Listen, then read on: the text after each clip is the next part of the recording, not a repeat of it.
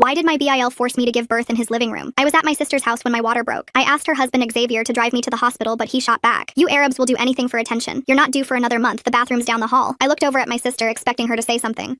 Yeah, you should listen to my husband. She tried to sound assertive, but I could see the tears in her eyes. She was scared of him. Please, Xavier, I need you to drive. I was then interrupted by the sound of him turning up the TV. Xavier, this is real. The baby. Another contraction ripped through me. I collapsed against the kitchen counter. Does she even speak enough English to know what real contractions are? He wasn't even looking at me, just scrolling through his phone, feet up on the coffee table. The pain hit like broken glass grinding through my pelvis. Babe, can you get newspapers for your sister's show? Use the sports section. My sister's hands trembled as she spread newspapers under me. My own family was treating me like a dog. The fluid down my legs came into my vision. It wasn't clear anymore. It was red. Blood. Please. I was sobbing now, snot and bile running down my face. Something's wrong. The baby is coming. 5 weeks early? Xavier snorted. Convenient math. Do you even know who the father is? Or is this another welfare baby situation? I used all the strength I had to grab my phone and dial 911. Hello? 90 Maple Avenue. Beep. Xavier snatched it and hung up before I could finish. No way. You people always make everything a discrimination lawsuit, not falling for your setup. The contraction that hit next brought me to my knees. I screamed. Couldn't help it. It felt like my pelvis was cracking open. Zainab's hand found mine between contractions, squeezing 3 times fast. Our childhood signal for, I love you. Then she'd jerk away whenever he glanced over. Zainab, please, I gasped. You know this is real. Tell him. Don't even try your tricks on Zainab. I taught her how to be a real American. He pointed at her uncovered hair with his beer bottle. See? No hijab, no drama, all thanks to me. When Xavier looked back at the game, she leaned into my hair and whispered, Samihini, please forgive me in Arabic. I didn't even have time to feel bad for her. The contractions were 2 minutes apart. The sounds coming out of me weren't human anymore. They were guttural, animal. Ah! This is what happens when your kind breeds too young. Xavier cranked the volume higher. Probably don't even believe in the pull-out method. He giggled like a teenage girl. You probably even believe in that no means no BS. Ha ha ha ha ha. Blood was soaking through the newspapers now. A lot of blood, all dark red. Zainab saw it and went white. I watched as she fearfully strolled towards the window, catching the eye of our neighbor Mrs. Ali outside. As soon as Xavier stood up to scream when his team won, Zainab started waving like a mad woman. Help! Help! She screamed while pointing at me. Xavier's head snapped around. What the hell do you think you're doing? She froze like a deer in headlights. I just thought maybe. She could barely speak between the sobs. He grabbed her arm, hard. Upstairs. Now. No, please, I need her, I screamed, reaching for my sister. Look at all the trouble you caused. He scoffed at me while dragging Zainab up the stairs. We're gonna have a talk about loyalty. The door slammed. I heard Zainab's muffled sobs, a thud against the wall. Her crying got quieter, then nothing. I tried crawling to the door, made it 3 feet before another contraction knocked me down. Xavier literally stepped over me to get another beer from the fridge. His shoe caught the edge of the bloody newspaper. Oh my gosh, are you still committed to this act? He sighed. When you're done with whatever this is, you're cleaning my floor. I gasped. Not at what he said, but because I felt the baby's head coming out of me. The baby's coming out. Now. Sure it is. He didn't even turn around. That's when I snapped. If he wanted a show, he'd get one. I ripped off my abaya, my leggings, everything below the waist. Fine, I'll deliver this baby on your precious leather couch. I crawled to his $5,000 sofa, the one with custom Italian leather, climbed on it, started pushing, screaming, bleeding all over his pristine cushions. What the? Get off now! His smug face morphed into horror. He could see it, the baby's head actually crowning. You're ruining everything. Zainab, get down here now. She appeared in the doorway, face swollen from crying. Drive your terrorist sister to the hospital before she ruins my entire house. He threw something at her. Car keys. Suddenly, my sister was pulling me towards the door. You can drive? 10 years, she sobbed, speeding through red lights. He took my keys 2 years ago, said I had to earn them back. The drive to the hospital was 30 minutes, but Zainab made it in 15. As soon as we made it through the hospital doors, Zainab started screaming like a maniac. She's 35 weeks, heavy bleeding. Doctors swarmed around me as they wheeled me to the ER. A nurse kept checking between my legs, whispering to the doctor. Nobody would look at me. Where's my baby? I asked. Why isn't she crying? The doctor pulled off her surgical cap. Her eyes were wet. The bleeding was too severe. Your daughter. She fought so hard, but we couldn't. I'm sorry. I'm so sorry. Zainab held me while I screamed. Not from pain this time. From emptiness. Sanan Takim, she whispered. We will take revenge. The empty bassinet sat in the corner of the room like a ghost. My eyes kept going back to it while Zainab held me and whispered Sanan Takim over and over into my hair. Her arms squeezed tighter with each word like she was trying to hold the broken pieces of me together. My whole body shook with sobs that felt like they were tearing me apart from the inside. The nurses had wheeled my daughter away 20 minutes ago, but I could still see her tiny face behind my eyelids. Zainab's tears soaked through my hospital gown as she rocked me back and forth. A knock came at the door, and a police officer walked in with a clipboard. He looked tired, and his uniform was wrinkled like he'd been on shift too long. He pulled up a chair and started asking questions in a flat voice while checking boxes on his form. Name, age, address, estimated time of labor onset. I was still bleeding through the thick hospital pads they'd given me, and every shift sent fresh pain through my body. When he asked about the father, Zainab's hand gripped mine so hard her nails dug into my palm. I told him there was no father involved and watched him write something down without looking up. He asked if I had prenatal care, and I nodded while Zainab answered for me with dates and doctor names. The officer finished his paperwork and left without making eye contact. An hour later, a woman knocked and came in carrying a thick folder. Sabina Sutherland from the hospital social services had gray hair pulled back in a bun and kind eyes behind thick glasses. She sat down and started spreading pamphlets across the bed tray about grief support groups and burial assistance programs. Her voice was soft as she explained about counseling services and financial help for families who couldn't afford funeral costs. I couldn't focus on any of the words she was saying. My brain kept sliding away from what she was talking about like it was covered in oil. Zainab took notes with shaking hands on a yellow legal pad the woman gave her. Every few minutes, she'd glance at the door like Xavier might walk through it any second. Sabina left her business card and said she'd check back tomorrow. My phone kept buzzing on the nightstand, and I could see our parents' numbers flashing on the screen. Mom called 6 times, and Dad called 4. I turned the phone face down and pulled the hospital blanket up up to my chin. The weight of having to tell them what happened felt impossible right now. I needed this bubble of just me and Zainab before the rest of the world crashed in with their questions and blame and grief. Zainab silenced her own phone when our mother's face appeared on the screen. The next morning, a different doctor came in with my chart. She was younger with dark circles under her eyes, and her scrubs had coffee stains on them. She sat on the edge of my bed and explained that the bleeding pattern and tissue samples showed clear signs of placental abruption. The placenta had torn away from the uterine wall, which cut off oxygen to the baby. She said with immediate medical attention, the survival rate was over 60%. Without it, the baby usually died within an hour. My numbness cracked and rage poured through like boiling water. Zainab went completely white and grabbed the bed rail to steady herself. We both understood exactly what those lost hours on Xavier's floor had cost us. The doctor left us alone again, and Zainab finally told me what happened upstairs after Xavier dragged her away. The thuds I'd heard were him shoving her into the wall over and over. He'd put his hand over her mouth to muffle her cries and told her she was lucky he didn't do worse. She pulled up her sleeves and showed me bruises going up both arms in different stages of healing. Yellow ones from weeks ago and purple ones from last Tuesday, and fresh red marks from yesterday. She admitted this had been happening for 3 years, but it got worse after she stopped wearing hijab to make him happy. He'd grab her wrist during arguments and twist until she cried. He'd push her into furniture and say she was clumsy when people asked about bruises. The nurse came in during afternoon rounds and mentioned that our neighbor Mrs. Ali had called the hospital 3 times asking about us. She wanted to help however she could and left her number at the nurse's station. A tiny spark of hope flickered in my chest when the nurse said Mrs. Ali saw Zainab's desperate signals through the window and was willing to make a statement about what she witnessed. The nurse brought me forms to sign requesting my complete medical records from the emergency room visit. There's something deeply unsettling about how Xavier keeps calling this woman's emergency an act while she's literally bleeding on his floor. What kind of person sees that much blood and still thinks someone's faking? I asked her to help me request the 911 recording from that day since Xavier had hung up before I could give our full address. Zainab helped me fill out the paperwork with steady hands while we focused on these small tasks instead of the crushing weight of what we'd lost. Each form felt like gathering evidence even though neither of us said it out loud. We had to decide about burial arrangements fast because of our faith requiring burial within 24 hours. I was still too weak to leave the hospital and could barely stand without help. Zainab promised she would handle everything and make sure my daughter got the dignity Xavier denied her in life. She called the mosque and arranged for the washing and wrapping while I lay in bed staring at the ceiling. Xavier started bombing Zainab's phone with texts while she was making the burial calls. First he denied everything and said I was being dramatic about normal pregnancy stuff. Then he blamed me for not being clear about how serious it was. Then he said he loved Zainab and just wanted her to come home where she belonged. I watched her face cycle through fear when his name appeared, then anger at his lies, then a terrible kind of longing for the man she thought she'd married before he showed his real face. The hospital chaplain knocked on my door while Zainab was still holding the phone. He had kind eyes and a soft voice that made me want to scream because nothing about this was soft or kind. He talked about religious arrangements and finding peace through prayer, and I just stared at the wall behind him. My baby was dead and he wanted to talk about acceptance. I couldn't even look at him. Zainab took his card when I turned away and slipped it into her pocket. She knew we'd need help even if I couldn't think about that right now. The social worker came in next with a clipboard and started asking about discharge planning. Where would I go when they released me? My apartment was 40 minutes away, and I couldn't go back to Zainab's house. Not with Xavier there. The social worker started making calls to shelters and temporary housing while Zainab sat next to me on the bed. She promised she wouldn't go home tonight either. I grabbed her hand and told her she wasn't going back to that house tonight or any night if I could help it. She looked scared about what Xavier would do, but more scared about being alone with him after what happened. She nodded and said she'd stay with me wherever we ended up. Her phone rang and it was Solange Temple from the domestic violence hotline calling us back. Zainab put it on speaker and Solange walked us through safety planning. She explained about getting a second phone Xavier didn't know about and keeping important documents somewhere safe. Zainab took notes in Arabic on the back of a hospital menu so she'd remember everything. The funeral director came by with paperwork and the costs made my stomach drop. Even the simplest infant burial was thousands of dollars we didn't have. Zainab's hands shook as she filled out forms for payment plans. We were drowning in paperwork about death when we should have been filling out birth certificates. The social worker came back and said Mrs. Ali had given her statement about what she saw. She'd actually recorded video on her phone of Zainab waving from the window and screaming for help. My heart pounded knowing we had proof, but Zainab went pale thinking about the whole neighborhood finding out about Xavier. Detective Bennett Thorne arrived in the afternoon to take our formal statements. He was tall and serious and wrote down everything in a small notebook. He asked specific questions about the 911 call and how Xavier took my phone and hung up. He wanted to know exactly what Xavier said and did. Zainab kept looking at her hands while she answered his questions. She was stuck between telling the truth about my baby and staying loyal to her husband. The detective wrote down every word and said he'd be in touch. After he left, my body crashed hard. The stitches burned like fire and my breasts were rock hard with milk for a baby who wasn't here. I couldn't stop bleeding and the nurse said that was normal, but nothing felt normal. Zainab helped me to the bathroom and held me up while I sobbed. The physical pain matched what was happening in my heart. Everything hurt. 3 days later, a small group of women from the mosque came for the burial. They wrapped my daughter in white cloth with gentle hands while saying prayers I couldn't understand through my tears. I only stayed for a few minutes before the grief got too heavy and I had to leave. Zainab stayed to say the prayers I couldn't manage. She held my hand at the grave and whispered that she'd make sure our daughter was never forgotten. On the way back to the shelter, my phone buzzed with a bank alert. Xavier had removed Zainab from their joint accounts and credit cards. She stared at the screen in shock. 10 years of marriage and he'd cut her off with one phone call. She had no money and no way to get to anything she'd saved over the years. Her whole life was in that house and now she couldn't even buy groceries. The shelter was a converted church basement with cots lined up in rows. Other women sat on their beds with their kids and their own stories of running away. Zainab and I got beds next to each other and she helped me lie down carefully because everything still hurt. She kept checking her phone hoping Xavier would change his mind, but all she got were angry texts calling her a traitor. The shelter coordinator gave us vouchers for clothes from the donation closet since we'd left with nothing. Zainab picked out plain things that wouldn't draw attention while I just grabbed whatever fit over my swollen body. Nothing felt real. We were picking out dead people's donated clothes while my milk leaked through my shirt for a baby I'd never feed. That night Zainab couldn't sleep and neither could I. We lay on our cots listening to kids crying and women whispering on phones to lawyers and family members. She reached across the space between our beds and grabbed my hand. We didn't need words. We both knew everything had changed, and there was no going back. Xavier kept calling her phone until she finally turned it off. The silence was worse than the ringing. The next morning, a woman named Solange from the shelter's legal team knocked on our door holding a thick folder and a box of tissues. She sat down with us in the tiny counseling room and started pulling out forms for emergency food stamps and cash assistance. Her hands moved fast across the papers while she explained how protective orders worked and what evidence we'd need. Zainab kept nodding and taking notes on the back of an envelope she found in her pocket. I could see her hands shaking, but her eyes looked different now, not scared anymore, just tired and angry. Solange showed us how to fill out each form and where to sign. She gave us prepaid cards for groceries and explained we could get them refilled every month. Zainab asked questions about the protective order process and whether Xavier could fight it in court. Solange said he could try, but with the evidence we had, it would be hard for him. 2 days later, I had my follow-up appointment at the hospital. The doctor pulled up my chart on her computer and turned the screen so we could both see it. She pointed at the ultrasound images from that night showing where the placenta had torn away from my uterus. She explained that with placental abruption, every single minute matters for the baby's survival. The longer the delay, the less oxygen the baby gets. I pulled out my phone and asked if I could record her explanation. She nodded and repeated everything slower this time. She said with proper medical care within the first hour my daughter might have survived. But after 3 hours with heavy bleeding, the chances dropped to almost zero. Zainab sat next to me getting paler with each word. Her guilt was turning into something else, something harder and colder. The doctor printed out copies of everything and signed a statement about the timeline. That afternoon, a package arrived at the shelter addressed to me. Inside were the 911 call records from that night. The transcript showed my call at 8:47 p.m. lasting 12 seconds before disconnection. Then dispatch tried calling back at 8:48 p.m. but the call was blocked. Seeing it printed on official county letterhead made it real in a way nothing else had. Zainab read it over my shoulder 3 times. Each time her jaw got tighter. We made copies at the shelter's office and added them to our growing evidence folder. The next morning, my phone started blowing up with notifications. Xavier had posted on Facebook calling me a welfare queen who faked a medical emergency for attention and lawsuit money. He wrote that I probably wasn't even pregnant and just wanted to scam his family. His friends were commenting things about how immigrants always play the victim card. One guy wrote that we come here and immediately start looking for ways to sue real Americans. Another said this is why we need stronger deportation laws. Solange came to find us when she heard me crying. She looked at my phone and immediately told me to start taking screenshots of everything. Don't respond to anything she said. Don't defend yourself. Just document. I spent the next 4 hours screenshotting every post and comment. Xavier kept posting new things about how I was probably on welfare before I even met his family. His cousin posted that she always knew something was off about me. His work friends were sharing articles about false discrimination lawsuits. Zainab sat next to me watching me work. She saw her husband's public face for the first time. The same man who called himself progressive at dinner parties was letting his friends write the most racist stuff I'd ever seen. She kept saying she didn't know he had friends like this, but I could tell she was lying to herself. How did the hospital get that ultrasound data to show exactly when the placenta tore away? The way they can track those medical timelines down to the minute makes me wonder what other evidence might be stored in those hospital computers that could help them. The next day, we went to the courthouse to file for an emergency protective order. Zainab's hands shook so bad she could barely hold the pen. The clerk had to help her fill out the sections about the abuse. She had to write down dates and incidents going back 2 years. Times he grabbed her, times he threw things, times he locked her in rooms. The clerk said they would try to serve Xavier at his office since that's where he'd have to sign for it. We both knew once he got those papers, everything would get worse before it got better. 3 days passed with no word about the protective order. The process server went to Xavier's office 3 times, but his secretary kept saying he was in meetings. The 4th time, she said he was traveling for business, even though Zainab knew he was home because she'd seen his car in their driveway when we drove past. The frustration was eating at us. We were following all the rules and doing everything legally, but he was still finding ways around it. Meanwhile, we were sleeping in a family shelter room with paper-thin walls and no privacy. Detective Thorne called asking if we had any photos from inside the house that night. He needed pictures of the blood on the couch and carpet to document the scene. I had to sit there and describe every detail while he took notes. Where exactly was I when my water broke? How much blood was on which cushion? What position was I in when the baby started coming? Zainab broke down completely when he asked about the newspapers Xavier made her put under me. She kept apologizing for not taking pictures, but who thinks about evidence when their sister is dying on the floor? That night we had our first real fight since everything happened. I wanted to call our parents and tell them everything. She begged me not to. She said it would kill our mother to know what happened. I got so mad I threw my pillow across the room. How could she still be protecting everyone else's feelings when her husband let my baby die? She started sobbing about family shame and what people would say. We ended up holding each other and crying until we couldn't anymore. Both of us too broken to stay angry. The next morning, the shelter coordinator offered us our own room instead of just the emergency cots. It was small, but it had a door that locked and our own bathroom. Zainab hesitated when they asked if she wanted to get her things from the house. She started listing everything she'd have to leave behind. Her wedding album, our grandmother's gold jewelry she'd been saving, the prayer rug our father gave her. She knew if she tried to go back for anything, Xavier would destroy it all just to hurt her. 3 days later, the records office called saying the death certificate was ready for pickup. The drive there took 20 minutes but felt like hours with Zainab gripping the steering wheel so tight her knuckles went white. The clerk behind the desk handed me the envelope without looking up from her computer. Just another piece of paper to her. To me, it weighed more than my daughter ever did. Official cause of death, placental abruption, secondary to maternal trauma. Translation, Xavier killed my baby. My legs gave out right there in the lobby. Zainab caught me before I hit the floor and half carried me to the car while I sobbed so hard I couldn't breathe. She drove us back to the shelter while I clutched that paper and screamed into my hands. When we got to the hospital parking lot for my follow-up appointment, Xavier was there leaning against his truck. My whole body went cold. He started walking toward us fast, his face twisted with rage. Zainab grabbed my arm and pulled me toward the entrance, but he was gaining on us. That's when the security guard stepped between us. Xavier stopped short, his hands balling into fists. The guard's hand moved to his radio. Xavier backed up slowly, pointing at us the whole time before getting in his truck and peeling out. Zainab's hands shook for an hour after that. Back at the shelter, Solange pulled out a basic flip phone from her desk drawer. She showed us how to turn off location services on our regular phones and check for tracking apps. Xavier had installed 3 different ones on Zainab's phone without her knowing. Solange taught us about digital footprints and how abusers use technology to stalk. She gave us the flip phone for emergencies only, a number Xavier wouldn't know. Zainab took notes on everything, asking questions about VPNs and secure messaging apps. 2 days later, we met with Yvette Sumner in her downtown office. She specialized in civil cases against abusers. The wrongful death suit paperwork sat heavy on the conference table. Suing family felt wrong even though Xavier wasn't really family anymore. Zainab kept wringing her hands, worried about what would come out during discovery. All the times she didn't call police, all the times she stayed. Yvette explained we had a strong case, but warned us civil court was different from criminal. Lower burden of proof, but also lower consequences. Money, not jail time. The protective order finally came through a week later. The process server found Xavier at his gym and served him in front of everyone. The judge granted a 2-week temporary order until the full hearing. Zainab knew from experience that paper didn't stop fists. She'd had 3 restraining orders before. Each time Xavier found ways around them, but at least now violating it would be a crime. Something on his record. The next morning, Xavier's company called him in for an HR meeting. Someone had forwarded his social media posts celebrating putting terrorist baby killers in their place. Company policy violations. He wasn't fired but got an official warning. Any more incidents and he'd be terminated. Zainab felt guilty even though she hadn't reported him. It was probably Mrs. Ali or someone from the hospital. My first therapy appointment was with a specialist who understood baby loss and domestic violence. The session left me exhausted, but somehow lighter, like I'd been carrying rocks in my chest and finally put a few down. The therapist gave me worksheets about grief and trauma. Zainab sat in the waiting room the whole time, looking at me with hope when I came out. Maybe healing was possible. Maybe we could both get through this. That night, my body betrayed me again. My breasts were hard and hot, leaking milk for a baby who would never drink it. The physical pain felt like mockery, empty arms and a full chest. Zainab researched remedies online and came back with cabbage leaves and ice packs. She helped me stuff the cold leaves in my bra without saying anything. Just gentle touches and quiet determination. She brought me pain medicine every 4 hours and helped change the soaked breast pads. Detective Thorne called the next afternoon with news. He'd gotten the full 911 audio from that day. You could hear everything. Me begging for help. Xavier in the background saying, "Not falling for your setup," before the line went dead. The evidence was building, but he warned us proving criminal liability was still hard. Prosecutors wanted slam dunks, not complicated family cases, but the recording would help with the civil suit at least. That evening, Zainab's phone buzzed with a text from an unknown number. Xavier was gathering character witnesses for the hearing. His boss, his gym buddies, even his mother who hadn't spoken to him in years. He'd hired a good lawyer too, someone who specialized in defending men accused of domestic violence. The fear spiked again, but we were getting better at channeling it into action. Zainab started a notebook documenting everything. Times, dates, witnesses. She took photos of my medical records and backed them up in 3 different places. We weren't going to be caught unprepared again. The shelter room was smaller than Xavier's bathroom. 2 narrow beds with thin gray blankets, a shared bathroom down the hall that smelled like bleach and old pipes. Zainab stood in the doorway holding 1 black duffel bag while 10 years of marriage stayed behind in that house. She kept touching her bare ring finger like she was checking if this was real. The shelter worker showed us the common kitchen and the curfew rules and the panic button on the wall. Other women moved through the halls with the same empty look in their eyes. That first night, Zainab woke up crying 4 times, and each time she reached for a husband who wasn't there before remembering why. Yvette came by the next morning with folders and legal papers spread across the tiny desk. She explained that if we went after Xavier in civil court, his lawyer would dig into everything. Our immigration papers, our family back home, every job we ever had, every mistake we ever made. They'd twist our whole lives into weapons against us. She showed us examples from other cases where women got torn apart on the stand. I looked at the papers and then at Zainab, who was still touching that empty ring finger. My baby deserved justice, even if it meant they'd drag us through hell to get it. We signed the papers. Solange started coming 3 times a week to practice for the protective order hearing. She'd pretend to be the judge and make Zainab tell her story over and over. Every time Zainab would start strong, but then add little words to soften it. Instead of saying Xavier hit her, she'd say he got upset and things got physical. Instead of saying he controlled the money, she'd say they had different ideas about finances. 10 years of training to never make him look bad was hard to break. Solange would stop her and make her start again with just the facts. No apologies, no explanations, no protecting him. Court day came 3 weeks later, and my whole body remembered that night the second I saw Xavier in the hallway. He wore a suit that cost more than we'd spent on food in a year, and his lawyer looked like he ate people like us for breakfast. The blood, the pain, the baby who never got to breathe, it all came rushing back. Why does Xavier's lawyer specialize in defending men accused of domestic violence? That seems like such a specific career choice. Makes me wonder what kind of person builds their whole practice around keeping violent men out of trouble while their victims suffer. I couldn't breathe right and my hands started shaking. Zainab grabbed my hand and squeezed 3 times fast, our old signal, and I forced myself to stay standing. Inside the courtroom, Xavier's lawyer went after us like we were criminals. He called me manipulative and desperate for attention. He said Zainab was mentally unstable and making things up for sympathy. He twisted every single fact into something ugly. When Zainab said Xavier wouldn't let her drive, the lawyer said she was too emotional to be trusted with a car. When I said Xavier refused to call 911, the lawyer said I was being dramatic about normal pregnancy discomfort. I bit my tongue so hard it bled to keep from screaming at his lies. Zainab kept starting to dissociate, that blank look she'd get when Xavier would scream at her, and I'd squeeze her hand to bring her back. Then Mrs. Ali appeared on the courtroom screen through video link from Pakistan where she was visiting family. The judge played her footage from that night and you could see everything. Zainab at the window waving her arms and screaming for help while Xavier was distracted. Her desperate signals, her tears, the terror on her face. The judge's expression changed completely watching it. For the first time since this started, someone in authority actually saw what happened to us. The judge took 20 minutes to decide, but it felt like 20 hours. She granted a 6-month protective order but said criminal charges were up to the DA's office to pursue. It wasn't everything we wanted, but it was something real. Zainab started crying with relief that she had legal permission to stay away from him. 6 months where he couldn't come near us or call us or send his friends to check on us. 6 months to figure out how to build a life without him. Outside the courthouse, Xavier walked past us with his lawyer and muttered something just loud enough for us to hear, but quiet enough that his lawyer could claim he said nothing. I pulled out my phone fast and started recording while Zainab froze completely. 10 years of training to pretend she didn't hear his insults taking over. His lawyer grabbed his arm and pulled him away, but I saw that look in his eyes. This wasn't over for him. 3 days later, Detective Thorne called while we were eating breakfast in the shelter kitchen. The DA was reviewing charges for interfering with emergency services. He warned it could take months and might not result in any jail time, but at least they were taking it seriously. He said the video from Mrs. Ali helped a lot and they were building a case. After he hung up, I stared at my phone thinking about my baby and whether any of this would bring her back. The complete medical report arrived 2 weeks later in a thick envelope that felt too heavy for what it meant. Page after page of medical terms, but one line stood out clear as day. With immediate medical intervention, my daughter had a 70% chance of survival. 70%. She could have lived if Xavier had just let me go to the hospital. The numbers felt like a knife twisting in my chest, but also like ammunition for our case. Zainab helped me make copies and file them with all our other evidence, building our paper trail of everything he took from us. 2 days later, Yvette called us into her office and spread out a thick stack of papers across her desk. She pointed to each section with her pen while explaining that she was filing an official notice to pursue wrongful death claims against Xavier. The legal terms made my head spin, but one thing was clear when she looked up at us with serious eyes. She said the depositions would be brutal and public. Xavier's lawyer would try to tear us apart on the stand. They'd dig into my past and my family and anything they could use against us. Zainab grabbed my hand under the table. We both nodded at the same time. This might be the only real consequence Xavier would ever face. The next week, I sat in a small office with beige walls and a tissue box on the side table. The therapist had kind eyes, but I couldn't look at her when I finally said what had been eating at me. I told her about the dreams where I hurt Xavier. Not just hurt him, but really bad stuff that scared me when I woke up. Sometimes I'd be driving and imagine running him over with my car. Other times, I'd picture myself with a knife doing things that made me sick to think about. My hands shook as I described how detailed these fantasies got. The therapist didn't look shocked or disgusted. She helped me understand that this rage was normal after what happened. Meanwhile, Zainab started seeing her own therapist twice a week to work through 10 years of Xavier's abuse. Back at the shelter, we had to be in by 8 every night or lose our beds. The kitchen was shared with 12 other families and you had to sign up for cooking times. Every morning meant filling out more paperwork for food stamps or housing assistance or medical coverage. The caseworker's office smelled like old coffee and desperation. Zainab would cry in the bathroom sometimes about needing charity. She'd been raised to never take handouts, and now we were living off them. The shelter gave us toothpaste and shampoo in little bottles like a hotel, but nothing about this felt temporary. 3 weeks into shelter life, I was walking back from the grocery store when I saw Xavier's car creeping along behind me. He drove so slow that other cars honked at him, but he just kept following me for 6 blocks. When I ducked into a pharmacy, he parked right outside and waited. I called the police from inside the store, but by the time they showed up, he was gone. The next day, he showed up at the same grocery store where we shopped. He'd walk past our aisle real slow, then circle back again, always staying just far enough away that it looked like coincidence. The third time it happened, Zainab took a video on her phone. We brought everything to the police station and filed another report. The officer looked tired as he explained that without clear proof of intent, they couldn't arrest him for shopping at the same store. The protective order said he couldn't come within 500 feet, but he always stayed at 501. He knew exactly where the line was and danced right along it. The system had so many holes and he'd found them all. We started shopping at different times and taking different routes home. Every car that drove too slow made my heart race. Every footstep behind us made Zainab grab my arm. On Thursday nights, I started going to a support group at the community center. The room had uncomfortable plastic chairs arranged in a circle and a coffee pot that was always empty. Other parents sat there with the same hollow look in their eyes. One woman lost her baby because the hospital sent her home saying it was false labor. Another couldn't afford the ambulance ride when her water broke early. A man's wife died because the emergency room was full and they waited 6 hours. Each story felt like mine, but different. Medical neglect came in so many forms. Poverty made it worse. Nobody there had money for lawyers except me, and that was only because Yvette worked on contingency. For the first time since losing my daughter, I didn't feel completely alone. When the meeting ended, Zainab was waiting outside in the car we'd borrowed from the shelter. She had tears in her eyes, but they were proud tears. That weekend, we sat on the shelter bed with a small cardboard box between us. Inside was the tiny hospital bracelet with baby girl written on it, the purple outfit I'd bought at a thrift store when I found out I was having a girl, 3 ultrasound photos from my second trimester when everything still seemed possible. Zainab had printed out the one good photo she took of me pregnant where I was smiling and didn't know what was coming. We added a letter I wrote to my daughter telling her how much I loved her even though we never met. The box sat next to our growing pile of case files and evidence folders on the small shelf by our bed. Grief and justice tangled together in everything now. Monday morning, we walked into Yvette's office for another meeting about discovery documents when my phone started buzzing. The screen showed a number I recognized from the DA's office. Zainab held my hand as I swiped to answer both of us, ready for whatever comes next. Thanks for tagging along while I wondered and explored all this stuff today. Definitely been an interesting little journey. Until next time, subscribe for more content like this.